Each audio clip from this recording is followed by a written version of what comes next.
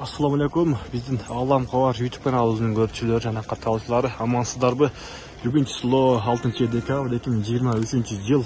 Нокаттагы сугандар сиздерге нокаттагы курс валюта боюнча тааныштырабыз.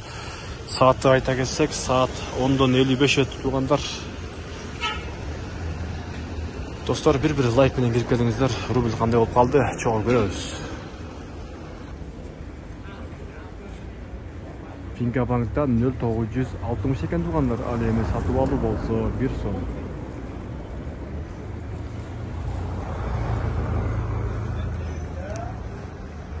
Байтишин банкта, Бакай банкта 0955 экен тугандар.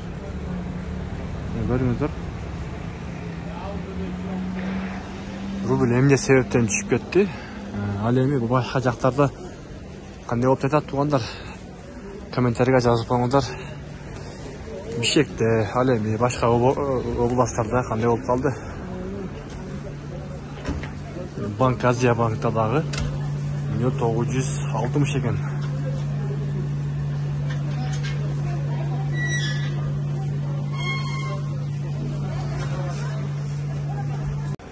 Тоскрада банкта 0960.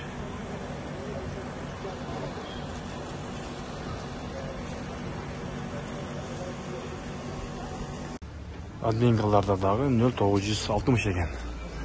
Доллар 89.40. Сатып алуу болсо 0980 экен рубль.